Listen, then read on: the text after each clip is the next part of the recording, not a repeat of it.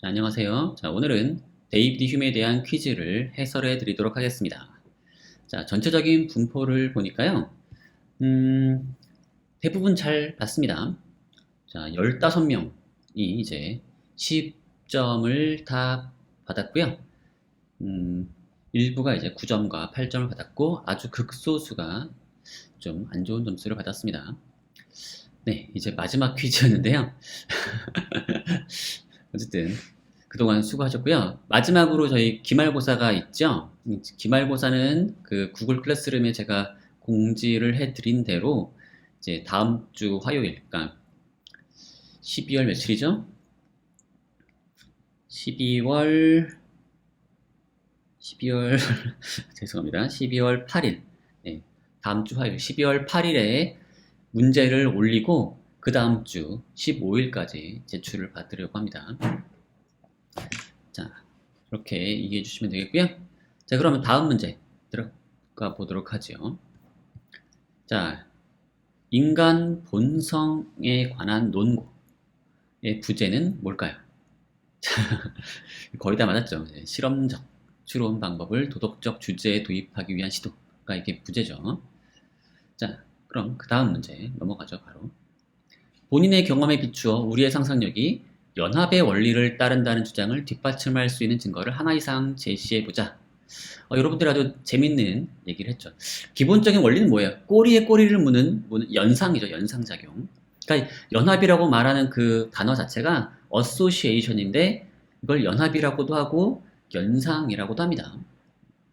보통은 연상이라고 말하는 게 사실은 아주 익숙하죠. 근데 사실 그 연상의 정확한 그 의미는 이제 연합. 뭔가를 두 개를 연합시키는 건데 여기서 구체적으로는 이제 흉이 제시한 거는 이제 유사성, 근접성, 그리고 원인과 결과. 이 원리죠. 그래서 구체적으로 요걸 잘 보여주는 그런 사례를 보여주시면 되는 겁니다. 자, 첫 번째 사례는 이건데요. 자, 어떤 분이 아르바이트를 가기 위해 버스 정류장에서 버스를 기다리고 있었는데 빨간 소방차가 지나갔다. 자, 이 때문에 이제 불이라는 관념이 떠오르고, 근데 그 소방차가 자기 집 방향으로 달리고 있었대요. 그래서 혹시 우리 집에 불이 났나? 우리 집 부근에서 불이 났나? 근데 또 가정집에 불이 난다는 생각을 하니까 그 이유가 뭔지를 자꾸 생각하게 되죠. 원인과 결과에 따라서. 그 원인을 자꾸 생각해 보니까 뭐 담배 꽁초인가? 전기장판? 고양이가 인덕션 버튼을, 그런데 그때 그 순간 고양이가 인덕션 버튼을 발로 밟아 켜서 불이 났다는 뉴스를 봤었던 기억이 났죠. 근데 혹시 자기도 고양이를 키우는데 내가 인덕션 코드를 뽑았었나? 라는 식으로 생각이 꼬리에 꼬리를 물었다는 거죠. 이러한 상상력 또한 연합의 원리, 즉 유사성, 근접성, 원인과 결과에 따라서 하고 있었다는 겁니다. 만약 본인이 소방차를 보지 못했다면 인덕션 코드를 뽑지 않았나? 이런 식의 상상을 떠올리긴 쉽지 않았을 거라는 거죠. 자, 그럼 두 번째. 자, 여러 가지 얘기를 했는데 재미난 얘기 있더라고요. 뭘 하려고 했는지 잊어버렸을 때 방금 했던 행동을 그대로 하면 생각이 나곤 한다는 거죠.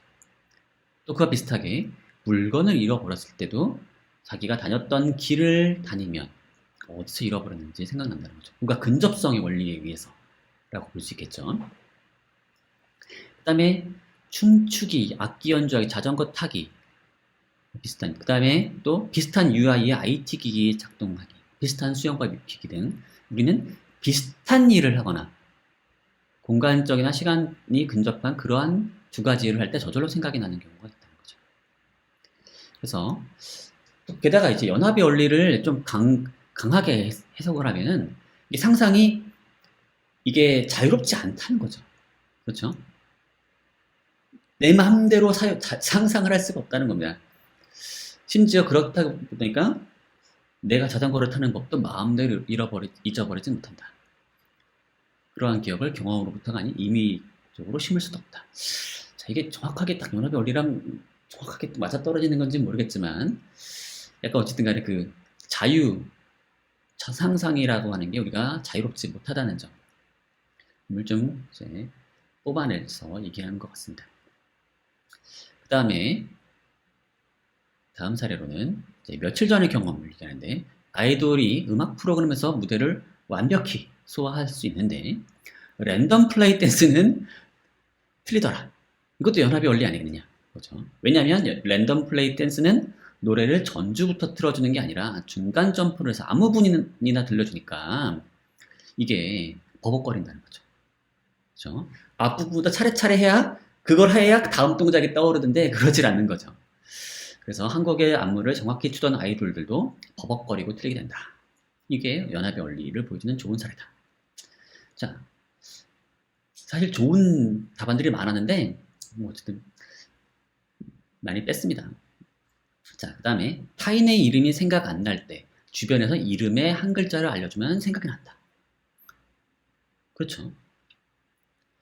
앞글자, 앞글자를 알려줘야 뒷글자가 그게 꼬리에 꼬리를 물고 떠오르는 그런 사례고요. 그 다음에 트라우마. 이거 좋은 사례입니다.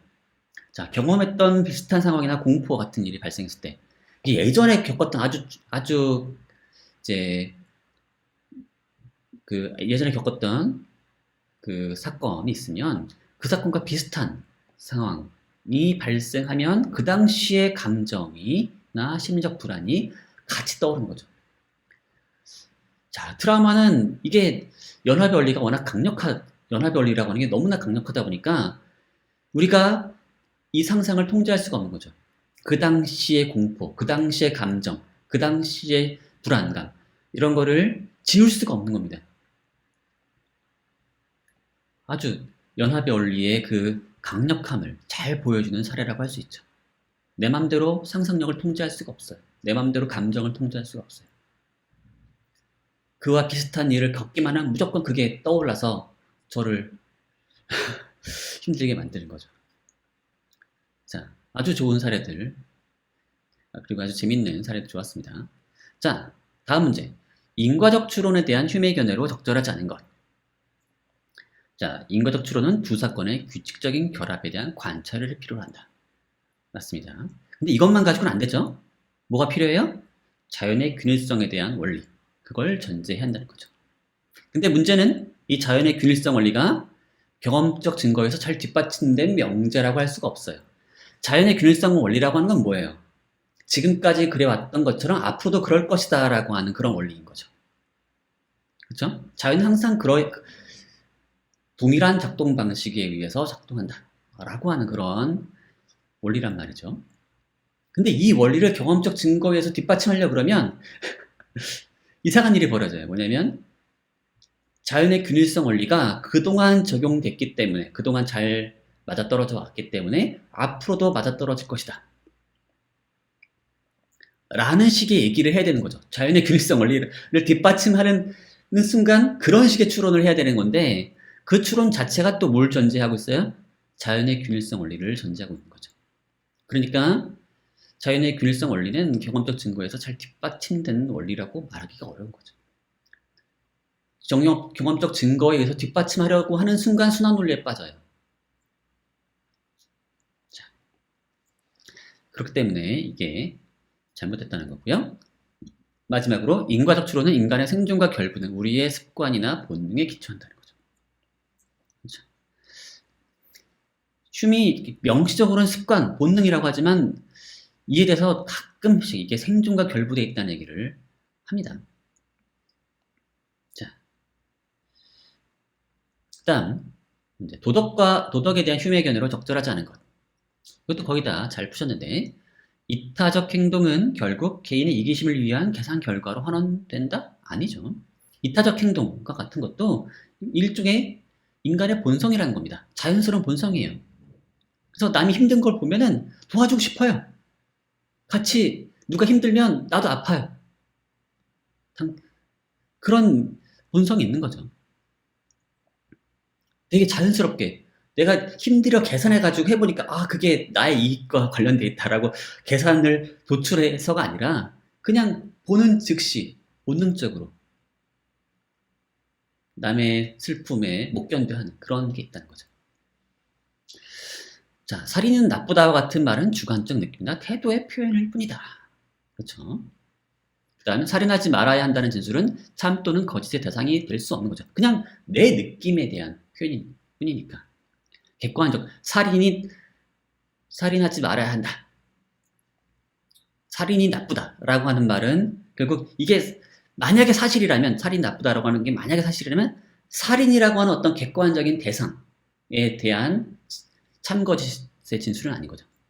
참된 진술이 될 수 있는 건 아니고 그냥 그저 자신의 태도, 자신의 느낌에 대한 사실을 진술한 걸 수도 있다는 겁니다. 근데 이러한 진술로부터, 이러한 사실에 대한 진술로부터 나는 그냥 뭐예요? 그럼 결국 바꿔 말하면 살인은 내 기분을 나쁘게 한다는 거죠. 살인을 봤더니 내가 기분 나쁘다. 살인에 대해서 생각하는 순간 나는 기분이 안 좋다는 겁니다. 그게 이제 살인이 나쁘다라는 말의 진짜 뜻인 거죠.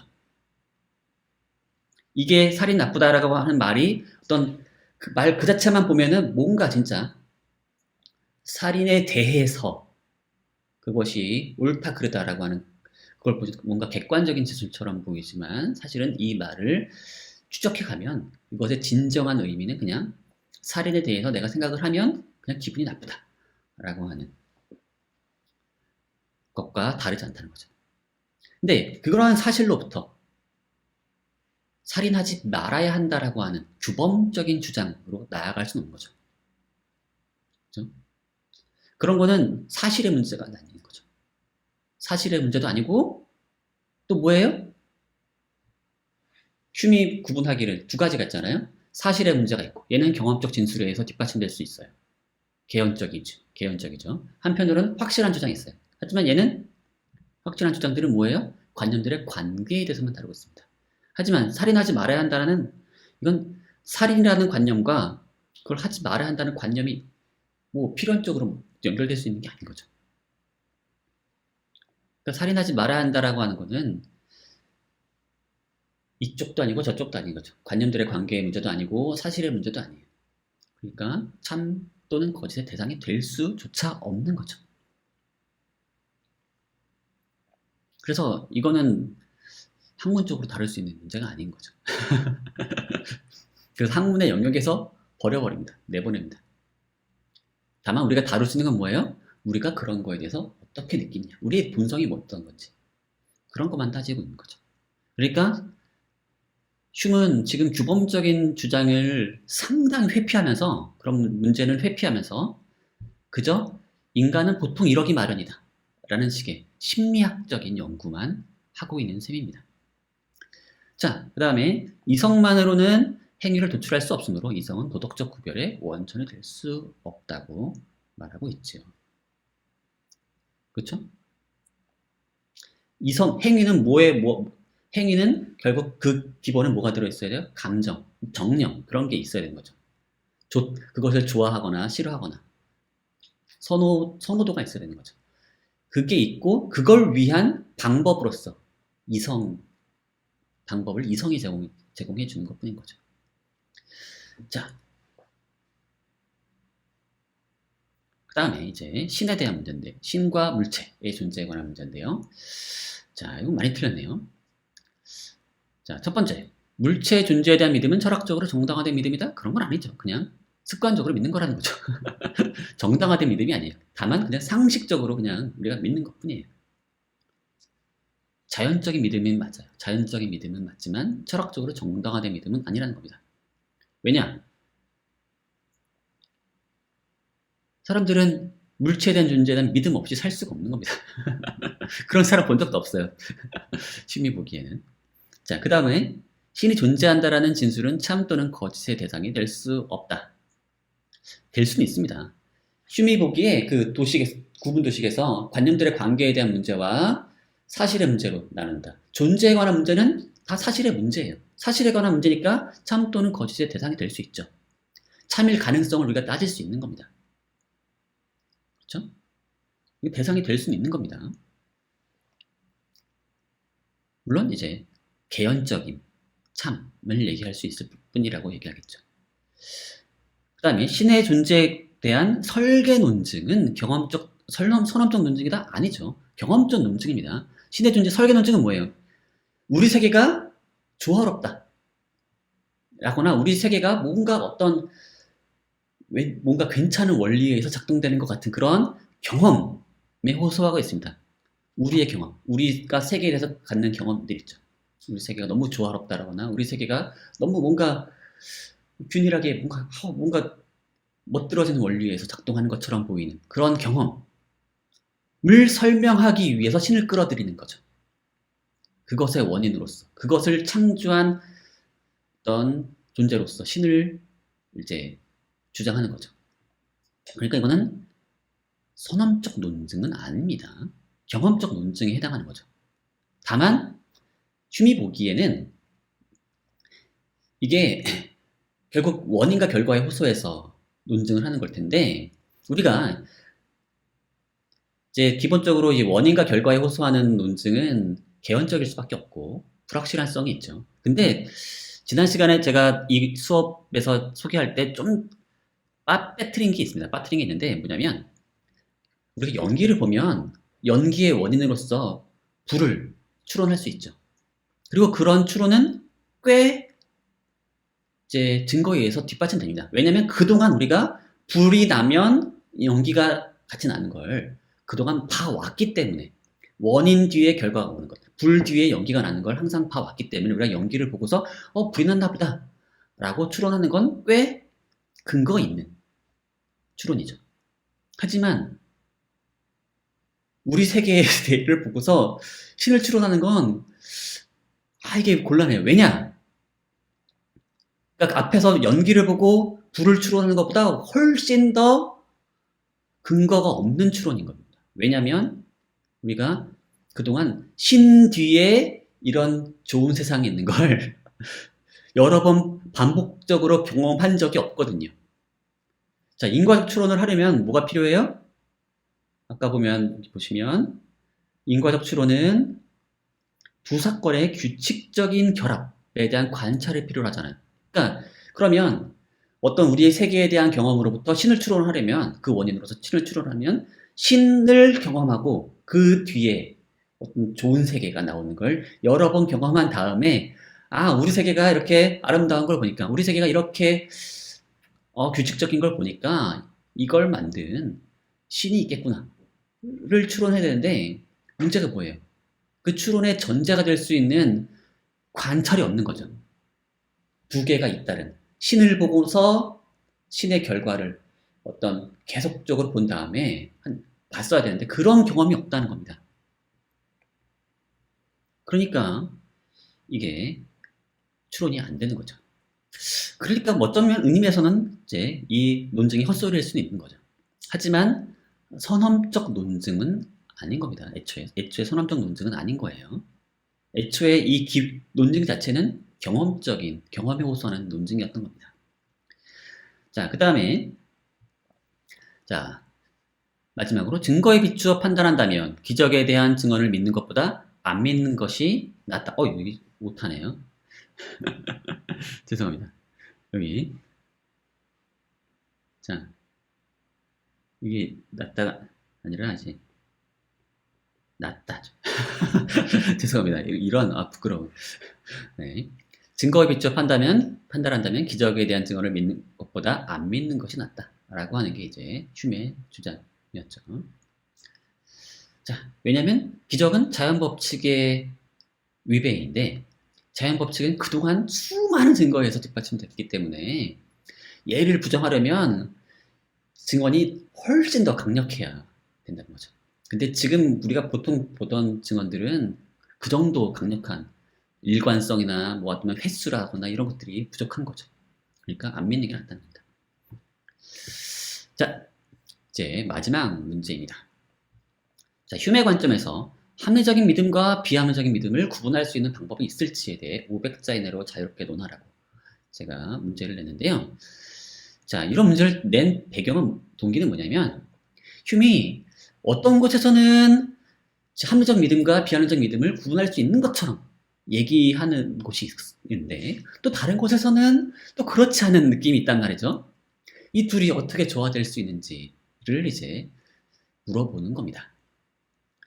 자, 여러분들이 어떤 답변을 했는지 한번 볼까요? 제가 보니까 좋은 답변들이 매우 많았어요. 그래서 유형을 1번부터 7번까지 7가지 유형을 제가 좀 소개를 드릴 텐데 다 괜찮은 답들입니다. 자, 첫 번째 유형은 자연히 합리성을 따르게 된다라는 겁니다. 자, 보시면 인과관계에 관한 필연적 연관성에 대한 관념은 마음의 자연적 경향성이 유리하는 인간 본성이 산출해낸 것이 된다. 그래서 그것이 자연적인 인간 본성에 의해 만들어진 것이란 그 같은 관념에 반하여 사고하고 판단할 수 없다. 그래서 합리적 믿음에 대한 관한 심리적 이끌림도 이와 같은 비슷한 방식으로 이해할 수 있다. 그래서 우리는 합리적 믿음에 심리적으로 이끌릴 수밖에 없다는 겁니다. 그래서 자연적 성향이 있다는 가설을 제시해보면 우리의 자연적 성향은 우리에게 합리성을 따를 것을 강요한다. 따라서 우리가 합리성을 따라야 하는 것이 비록 개념적 사실이 아님에도 불구하고 그것을 심리적으로 따르지 않을 수 없게 되는 것이다. 약간 이런 뉘앙스가 있습니다. 이런 뉘앙스가 있어요. 그런데 이거를 고지고대로 받아들이기엔 좀 어려운 측면이 있어요. 왜냐하면 많은 연구 결과, 많은 심리학 연구 결과에 따르면 우리는 비합리적으로 보이는 믿음에 끌리는 자연적 경향도 가지고 있습니다. 그래서 사실과 부합하지 않아 보이는 그런 믿음들을 자꾸만 가지는 그런 경향성이 있어요. 예를 들면 확증 편향 또는 입증 편향이라고 부르는 거 있죠. 우리가 이미 믿고 있는 것에 부합하는 증거들을 그것만 자꾸 보려고 하는 경향들이 있다라거나 그거 외에도 수많은 그런 비합리적으로 보이는 믿음에 끌리는 자연적 경향에 대한 연구들이 많이 있습니다. 궁금하신 분들이 있다면 데니얼 카너만이라고 하는 다니엘 카네만 여러 가지 방식으로 발음으로 불리는데요. 데니얼 카너먼이라는 그 학자가 경제학자 겸 심리학자라고 부르는데 이 사람이 쓴 생각에 관한 생각을 한번 보시기 바랍니다. 아니면 인터넷으로 검색해봐도 이 책을 요약해서 소개하고 있는 블로그나 이런 내용들이 많이 있거든요. 보시면 아주 흥미로운 얘기가 많습니다. 한번 그런 걸 참고하시길 바라겠고요. 자, 두 번째 유형은 휴메 관점에서 합리적 믿음과 비합리적 믿음의 구분은 본능에 의해서 결정된 뿐이므로 본능에 의해서 결정된 것일 뿐이므로 적합할 수가 없다는 겁니다. 자, 휴메 관점에서 합리적인 믿음과 비합리적인 믿음을 구분하는 방법은 경험의 검증을 통해서입니다. 이런 식으로 말한 적이 있죠. 그래서 만약 합리적인 믿음이라면 과거의 경험적 검증과 미래의 경험적 검증에 의해 반박되거나 교정되지 않을 거예요. 하지만 비합리적인 믿음이라면 미래의 경험적 검증을 통해서 교정될 거겠죠. 자, 그래서 구분될 거라고 하는 얘기를 하지만 휴먼 경험은 습관과 본능에 기초한 것이기 때문에 경험에 기초한 뒷받침은 진정한 뒷받침이 될 수 없다고 또 말합니다. 그렇다면 경험적 검증을 통해서 합리적인 믿음과 비합리적인 믿음을 구분하는 것은 우리의 본능에 의해 결정되는 것으로 합리적 믿음과 비합리적 믿음으로 구분되는 것이 아니라 그냥 더 낫다고 생각되는 것을 합리적인 믿음으로 결정할 뿐이라는 거죠. 그래서 이게 그냥 휴메 관점에서 합리적 비합리적 믿음의 구분 방법으로는 그는 그렇게 제시했다 하더라도 그건 적합한 거라고 말할 수 없다는 거죠. 그건 그냥 우리의 본능에 이끌려가지고 그냥 그걸 합리적이라고 스스로 그냥 착각하는 것에 불과할 수 있으니까요. 자, 이와 비슷한 얘기는 뒤에서 더 다른 답안에서 이와 연관된 이걸 더 강력하게 밀어붙일 수 있는 그런 얘기를 뒤에서 더 볼 수 있을 겁니다. 자, 유형 세 번째. 이분은 오히려 휴메 관점에서도 합리적 믿음의 기준을 세울 수 있다라고 또 얘기하고 있습니다. 이분은 기준을 아주 구체적으로 세우고 있어요. 믿음의 합리적 구분 방법은 개연성, 정합성, 생존성이라 생각한다. 개연성은 경험 없이 동기나 상상 등에 의해 믿음이 얻어지는 것이 아닌 분명한 경험에서 비롯될 때 생겨난다. 정합성은 얻어진 믿음이 기존의 다른 믿음 체계에 어긋나지 않는 것을 의미합니다. 그래서 누가 어떤 사과가 사람을 먹는다라거나 2020년 현재 뉴턴이 사과를 먹는다고 한다면 그건 우리가 기존에 믿고 있었던 것. 사과는 사람을 먹을 수 없고 뉴턴은 이미 죽었기 때문에 사과를 먹을 수 없다는 것에 어긋나기 때문에 비합리적인 믿음이 된다. 물론 여기서 이제 더 물을 수 있겠죠. 근데 봤다면 뉴턴이 정말 부활해가지고 사과를 먹는 거 봤다. 누가 얘기한다면 슈미라면 어떻게 얘기하겠어요? 네. 이미 죽은 사람이 다시 부활할 수 없다는 건 수많은 경험적 증거에서 뒷받침된 거기 때문에 지금 당장 네가 뉴턴이 살아 돌아와서 사과를 먹는 걸 네가 봤다라고 하는 증거는 사실 강력하지 못하다는 거죠. 둘 중에 하나는 믿어. 둘이 배치된다면 둘 중에 하나만 믿어야겠죠. 아니면 제3의 견해를 믿어야 되거나 이런 선택의 기로에서 우리는 어떻게 할 거냐? 더 강력한 믿음, 더 강력한 증거에 의해 뒷받침되는 걸 믿고 그렇지 않은 애는 버려야 되는 거죠. 버리면서 우리가 기존에 우리가 선택한 믿음의 기초에서 정합적인 방식으로 이걸 해석해야 돼요. 어떻게 해석하겠어요? 네가 잘못 봤다는 거죠. 이렇게 함으로써 우리의 정합성을 지킬 수 있게 되는 거죠. 자, 그래서 이 정합성에 어긋나는 것은 비합리적인 믿음이 되겠죠. 자, 그 다음에 생존성이라고 하는 기준을 또 하나 세웠네요. 생존성은 그것을 믿는 것이 생존에 도움이 되기 때문에 합리적이라는 것입니다. 예를 들어 그것이 사실이 아닐지라도 어떤 사람에게 긴급한 사실을 알리면 분명한 반대 증거를 확인하기 전까지 믿을 것이다. 예컨대 금방 일어나 비몽사몽한 사람에게 수업에 지각했다고 알린다면 시간을 정확히 확인하기 전까지 급하게 수업에 갈 준비를 할 것이다. 아주 좋습니다. 자, 휴메 관점에서 최선을 다한 아주 매우 좋은 답안으로 보여요. 제가 보기엔 아주 좋은 답안으로 보입니다. 휴메 관점에서 밀어붙일 수 있는 그런 방식. 합리적 믿음과 비합리적인 믿음을 구분하려면 아마도 이런 방식으로 휴메는 얘기를 할 수밖에 없을 것 같아요. 그리고 휴메 관점에서 생존은 믿음의 합리성을 정당화하고자 할 때 호소할 수 있는 아마도 궁극적인 종착지로 보입니다.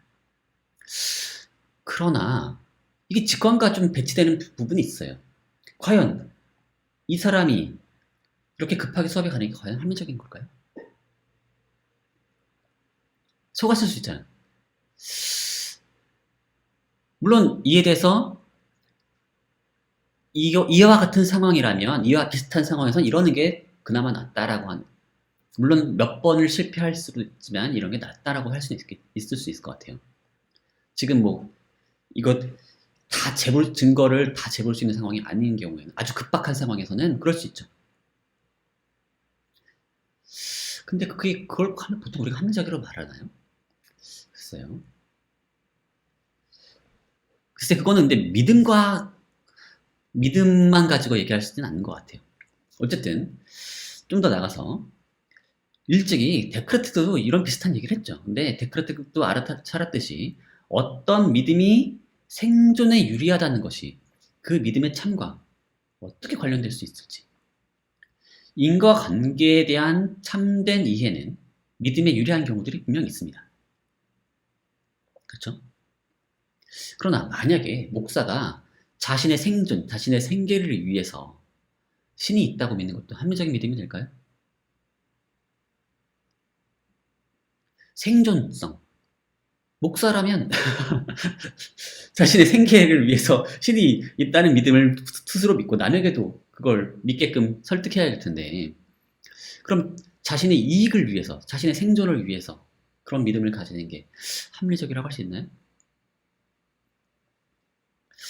이게 좀 애매하다는 거죠.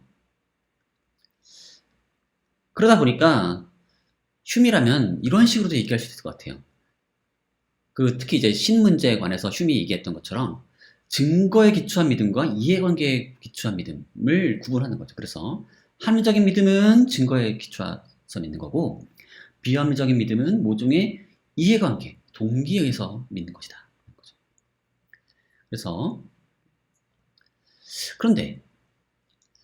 그러면 왜 동기에 의해서, 이해관계에 의해서 믿는 건 비합리적이냐?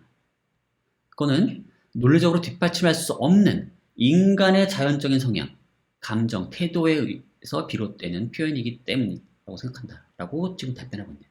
근데 여기서 신기한 거는 이것도 자연적 성향이래요. 그러면 이게 이상하지 않나요? 모종의 동기, 모종의 이해관계에 의해서 믿는 것도 자연적 성향이고 증거에 기초해서 뭔가를 믿는 것도 자연적 성향이라면 둘 중에 뭐가 더 나은 거죠? 그래서 이에 대해서 의문을 제기하는 게 바로 그 다음 유형 5번째입니다. 증거에 기초한 믿음도 습관, 이해관계에 기초한 믿음도 습관이라면 결국 합리적인 믿음과 비합리적인 믿음의 구분이 안 되는 거 아니냐는 거죠. 자, 보세요. 합리적이라고 하는 휴메 믿음은 증거에 기초한 판단, 추론인데 이건 귀납에 기초하죠. 근데 귀납 이면에는 자연의 균일성에 관한 자연적인 믿음, 그 속에는 정당화되지 않은 믿음이 있죠. 비합리적인 무언가가 숨어 있는 거죠. 근데 그것은 결국 궁극적으로 뭐예요? 습관에 불과하다라고 흉이 고백하고 있죠. 이건 증거에 기초해 판단하는 것이 아닌 그냥 습관에 불과합니다. 그렇다면 모종의 이해관계, 동기에 기초해서 믿는 것도 다 습관에 불과한 게 되는 건데 그 사람들도 왜 그런 본인의 이해관계에 기초해서 본인에게 유리한 그런 믿음들을 자꾸 가지려고 할까요? 그것 역시 자연적인 본능일 수 있는 거죠. 그렇다면 이런 믿음이든 저런 믿음이든 둘 다 습관에 기초해서 믿음을 형성한다면 기적에 대한 믿음도 합리적이라고 이야기될 수 있을 거라는 거죠. 그래서 휴메의 관점에선 합리적인 믿음과 비합리적인 믿음의 구분이 어렵다고 생각한다고 지금 주장하고 있습니다. 이게 지금 결국 흉이 가진 매우 근본적인 약점이 있는 거죠. 흉은 결국 그 뒤에 도덕에 관한 문제에서도 있는 건데요. 규범적인 부분을 다 지워버려요. 이렇다 저렇다라는 사실의 문제와 그 다음에 자연의 존재나 자연이 이렇게 굴러간다는 사실의 문제랑 그 다음에 관념들의 관계에 관한 문제들을 쫙 구분한 다음에 이도저도 아닌 건 학문적으로 다룰 수 없어요. 그렇다면 우리가 어떤 믿음을 가져야 한다라고 하는 그런 식의 규범, 결국 사실은 합리성은 사실 이런 규범적인 거거든요. 규범. 우리가 어떤 믿음을 가져야 하는지에 대한 기준을 제시하고자 하는 그런 규범적인 그런 문제인데 흉은 사실 그런 문제를 다룰 수가 없다라고 본인이 지금 얘기하고 있는 셈이거든요. 본인이 할 수 있는 건 뭐예요? 인간의 자연적 성향에 대해서만 얘기할 수 있을 뿐이고 그러면 이래야 한다 저래야 한다 또는 이런 믿음을 가져야 한다 저런 믿음을 가지지 말아야 한다는 식의 얘기를 흉은 하기가 어려워지는 거 아니냐라는 거죠. 그래서 흉의 어떤 그런 연구 결과에 기초해서 우리가 어떤 믿음을 가져야 할지 가지지 말아야 할지에 대한 근거를 흉의 연구가 제공해주기 어려운 거 아니냐 라고까지 말할 수 있게 되는 거죠. 자, 유형 6번째. 새로운 경험을 못해서 교정되지 못한 잘못된 믿음도 있을 수 있는데 그건 어떻게 되는 거냐? 라고 문제 제기를 하는 겁니다. 잘못된 믿음이라면 새로운 경험에 의해서 교정될 수 있다고 휴미 얘기하고 있죠. 그런데 만약에 잘못된 믿음을 교정할 만한 새로운 경험을 하지 못하게 되는 상황일 경우 그 새로운 경험을 하지 못하는 상황 때문에 잘못된 믿음을 계속 가지고 있다면 그러면 그 비합리적인 믿음이 합리적인 믿음이 되는 거냐? 이건 좀 이상하다 라는 비판입니다. 자, 그런데 글쎄 뭐 좋은 비판입니다. 근데 여기서 보면은 잘못된 믿음과 비합리적인 믿음을 거의 같은 걸로 동일시하고 있습니다. 근데 과연 그럴까요? 객관적으로 틀린 것과 맞는 것이 있을 수 있지만 합리적인 것과 비합리적인 것은 그것과 약간 구별될 수 있지 않을까요? 그러니까 틀렸지만 합리적인 믿음. 자, 이런 영역이 가능할 수 있는 겁니다. 왜 그러냐면 결국 증거에 기초해서만 평가를 하는 거다 보니까 우리가 어떤 전지적인 시점에서 사람을 합리적이다 비합리적이다 평가하기보다는 그 사람의 주어진 한계 내에서 그 사람이 최선의 선택 또는 최선의 믿음을 가진다면 그건 합리적이라고 말할 수 있는 거 아닌가요? 그렇다면 새로운 경험을 하지 못하는 그의 제한된 조건 내에서 그가 현재 가지고 있는 그 잘못된 믿음은 어쩌면 그의 최선의 믿음이라고도 볼 수 있지 않을까요? 글쎄요, 뭐 여러 가지 또 반론이 가능한데요.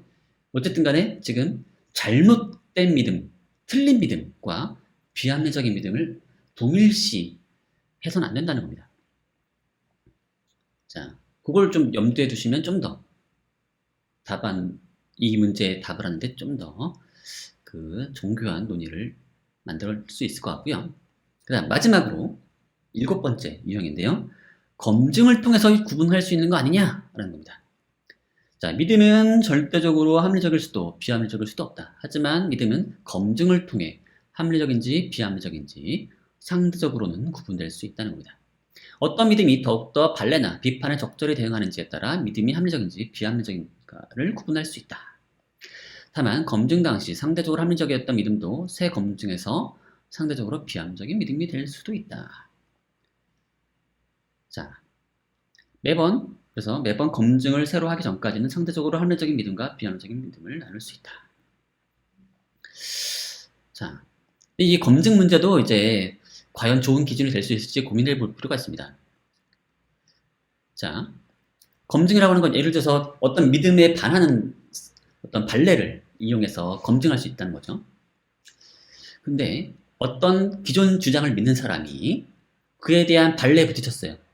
그거랑 맞지 않는 그런 사례가 있다. 누가 이제 증언을 합니다. 이럴 때 우리는 어떤 선택을 할 수 있나요? 자, 그 발레를 수용하면서 내 주장이 내가 그동안 믿고 있었던 게 틀렸구나 라고 받아들일 수도 있죠. 한편 이럴 수도 있습니다. 그 증언에 대해서 우리는